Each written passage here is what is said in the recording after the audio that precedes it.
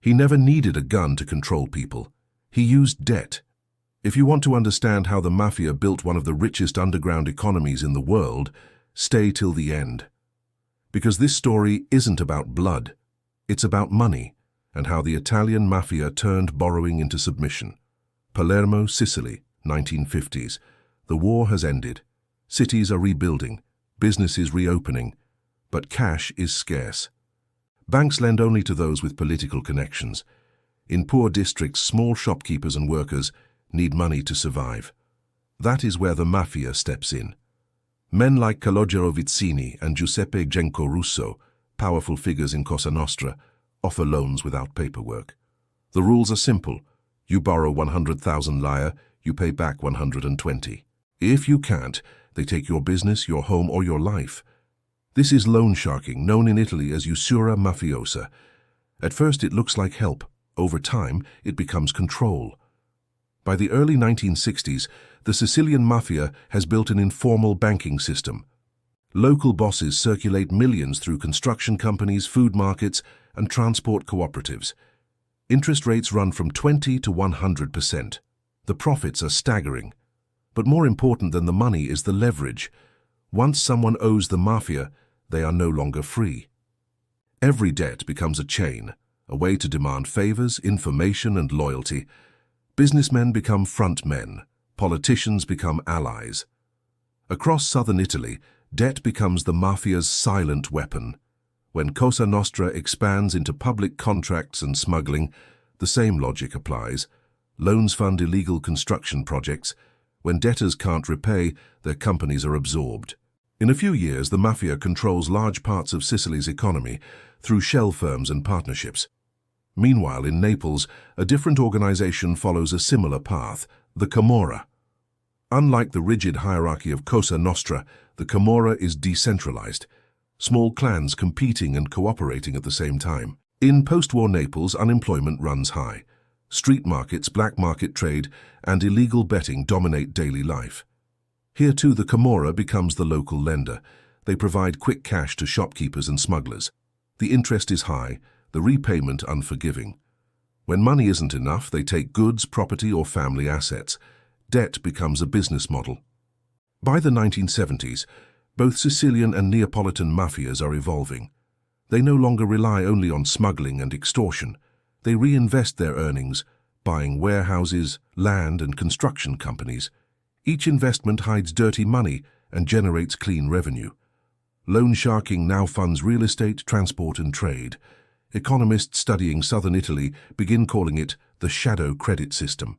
For every legal bank, there is an illegal one, run by men with no offices, no contracts, and no mercy. In Calabria, another force rises quietly, the 'Ndrangheta. Originally a loose network of rural clans, the 'Ndrangheta begins using debt to control landowners and small exporters. They lend to farmers who can't get credit from banks, then take over their land when payments fail. By the 1980s, they dominate the citrus trade, the port of Gioia Tauro, and cocaine distribution across Europe. They use the same methods as Wall Street financiers, but their currency is fear. Together, these three organizations, Cosa Nostra, the Camorra, and the 'Ndrangheta, build what investigators later call the parallel economy. And it all begins with a single transaction, a loan you can never repay. Naples, 1982. The Italian economy is changing. Construction booms, foreign money flows in, and the Mafia adapts faster than anyone. Camorra boss Raffaele Cutolo builds an empire known as the Nuova Camorra Organizzata, controlling everything from cement contracts to illegal lotteries. His real power, however, comes from lending. His clans provide capital for local entrepreneurs. Each loan is both an investment and a trap. When businesses fail, the Camorra acquires them cheaply. When they succeed, profits are shared, under threat. By the mid-1980s, loan sharking in southern Italy generates an estimated $2 billion annually. Cosa Nostra follows the same pattern. In Palermo, Mafia bosses pour money into hotels, trucking companies, and construction projects tied to public funds. The mechanism is simple. Use loan shark profits to fund contracts, use those contracts to generate legitimate income, and recycle the money again. It becomes a perfect financial loop. The 'Ndrangheta perfects this model further. Their expansion into international cocaine trafficking in the 1980s floods Calabria with cash. Legal banks can't accept that volume of untraceable money. So the 'Ndrangheta invests through debt. They lend to small and medium businesses across northern Italy, bars, restaurants, transport firms. Interest rates reach 20% monthly. When borrowers can't pay, the clans take over management. By 1990, the Italian Anti-Mafia Commission estimates that organized crime controls more than 10% of the country's GDP through indirect ownership and illegal lending. The process mirrors a corporate acquisition strategy. But instead of negotiations, there are threats. So our typical cycle begins when a business owner falls behind on taxes or payroll. A local intermediary offers a loan, quick, cash-based, no paperwork. Within months, the interest doubles. When repayment becomes impossible, ownership shifts quietly to the mafia. The business remains open, but now serves as a front for money laundering. Debt has become both a product and a weapon. In economic terms, the mafia functions as a credit monopoly. When legitimate banks withdraw from risky markets, the criminal syndicates step in. Their advantage is enforcement. Instead of collateral, they rely on intimidation. The profits are immense. The risks are minimal. Law enforcement begins to notice.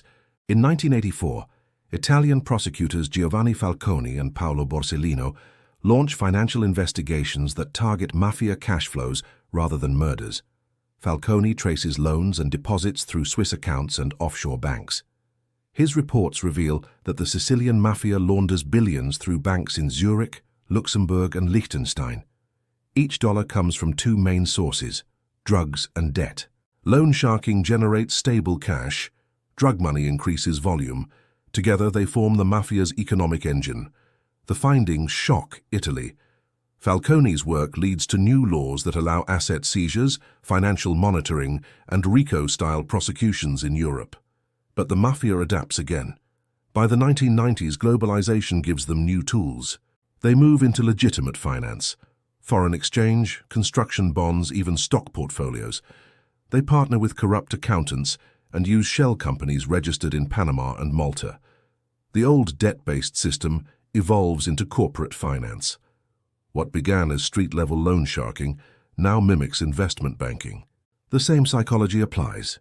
Exploit desperation, control credit, and profit from dependency. Milan 2005. Italian investigators uncover a network of businesses linked to the 'Ndrangheta, all financed through what they call criminal credit chains. Restaurants, logistics firms, and import-export companies owe millions to shell lenders. Every loan is tied to organized crime. By this point, the mafia's reach is global. The 'Ndrangheta dominates the European cocaine market, earning more than $50 billion annually. The Camorra controls counterfeit goods, waste management, and construction. Cosa Nostra continues investing in real estate and tourism. Debt remains at the center of it all. In Naples, Camorra clans run parallel microloan operations targeting small traders. They offer instant credit with interest rates as high as 100% per year. When borrowers default, property deeds and licenses are transferred to mafia-controlled companies. In Calabria, the 'Ndrangheta uses debt to launder drug profits. They provide silent loans to northern firms, then demand repayment through fake invoices and offshore transfers. The result is a hybrid economy, half legal, half criminal. By 2010, Europol classifies Italian organized crime as one of the most sophisticated financial systems outside the formal economy.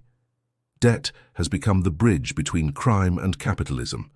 Investigators describe it as a self-financing machine. Money circulates endlessly, from extortion to lending, from lending to investment, and from investment back to crime. Each loan is both an opportunity and insurance. Even if a borrower defaults, the mafia gains new channels for money laundering. Modern technology only expands their reach. Cryptocurrency, digital transfers, and global trade networks allow them to move credit faster and more securely than ever before. But the system's essence hasn't changed since the 1950s. It still runs on one rule: once you owe them, they own you. Today, the economic power of Italian mafias rivals major corporations. The 'Ndrangheta alone generates profits higher than McDonald's and Deutsche Bank combined. Most of that income comes from control, not just of drugs, but of credit. Debt remains the mafia's quiet empire, invisible, constant, and legal-looking. From the shopkeeper in Naples to the hotel investor in Milan, every borrower who turns to criminal credit becomes part of a system that's lasted 70 years. The mafia discovered early that fear could make people obey, but debt could make them cooperate. And that simple idea turned the underworld into one of the most profitable financial enterprises in history. From Sicily's farms to Switzerland's banks, from Naples' alleys to London's markets, the flow of mafia money proves a timeless truth. Power built on fear fades. Power built on debt compounds.